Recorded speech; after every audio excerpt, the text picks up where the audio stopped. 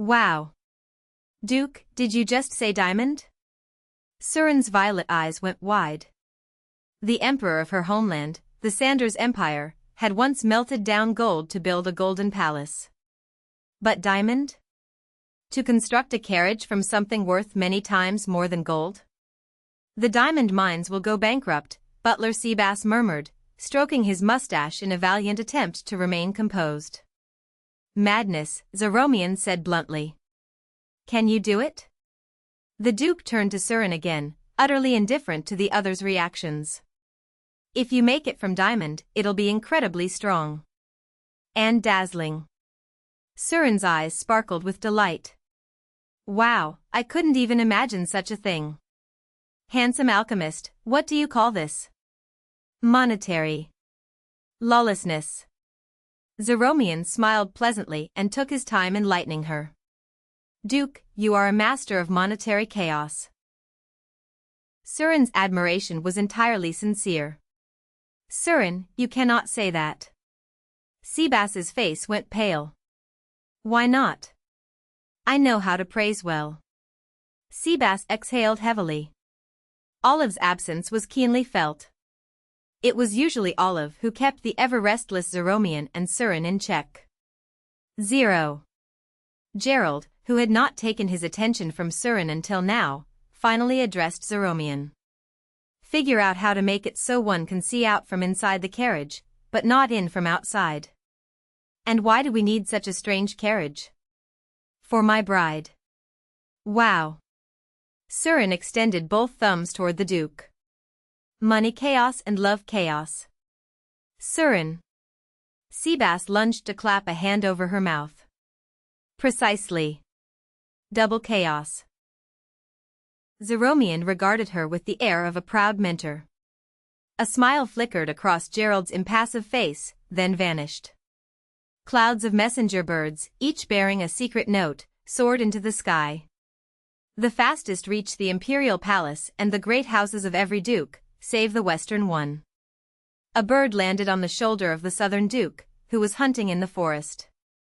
While the creature preened its feathers, the Duke untied the note knotted around its leg. He crushed the note in his fist. A cold chuckle escaped him. The Eastern Duke remained bedridden, weakened by illness.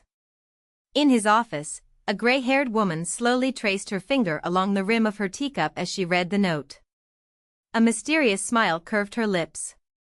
Adjutant John entered the Northern Duke's laboratory. The Northern Duke took one look at the note John handed him, and leaped to his feet. I suppose I'll have to contact my son. You contact him constantly, even without such reasons. John's voice was flat with long-suffering patience. What nonsense. I haven't written in 2 whole days. And since this is important, of course I must reach out. The Northern Duke, contrary to his stern appearance, bounded out of the laboratory like an excited child. Finally, the Emperor received a report in his private office. The Western Duke is getting engaged. Yes, Your Imperial Majesty. The old Chamberlain, having completed his report, waited in respectful silence. How amusing. The Emperor's voice was soft, thoughtful. What do you make of it? I believe the cause was the death of the Countess, Your Majesty. Tisk tisk. The Countess was a useful card. I underestimated. He tapped his fingers against the desk, organizing his thoughts. The Western Duke and the Countess never met after her marriage. Correct, Your Majesty. The Countess had only one son. With no nephew to inherit the ducal title, the Duke has likely begun thinking more seriously about an heir. The Chamberlain offered his assessment carefully. Tisk tisk. That is the worst-case scenario. The Emperor's eyes narrowed. It would be better if the Western Duke died without an heir. Investigate his fiancée. Yes, Your Majesty. The Chamberlain bowed deeply and withdrew. Left alone, the Emperor continued tapping the desk, lost in calculation.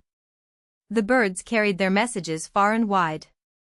And when the news reached the nobility, those awakened by the announcement were horrified. The news of the Western Duke's engagement and the upcoming ball sent shockwaves through Western society. Nobles gathered in drawing rooms and parlors, gossiping endlessly about the Duke and his mysterious bride, her origins, her appearance, her sudden emergence.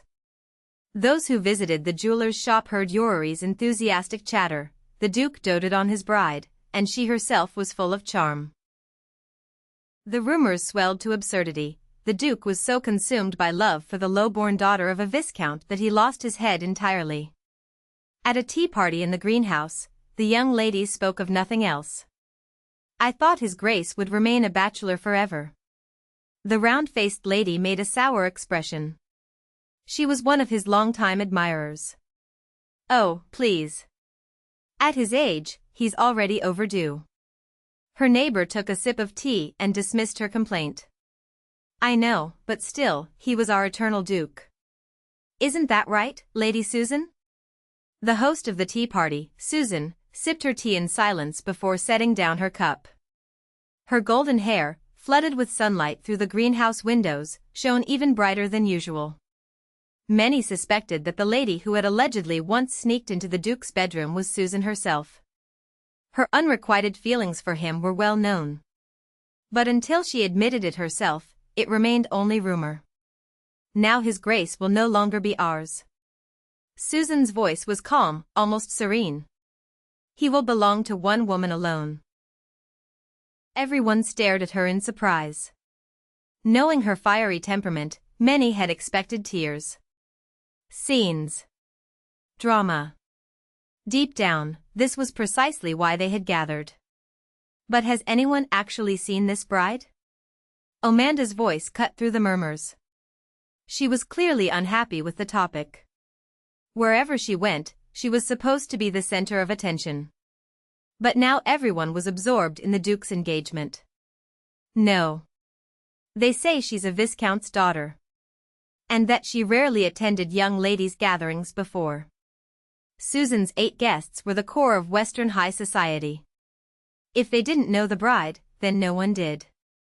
Amanda, who had met Marin only recently, chuckled with quiet satisfaction.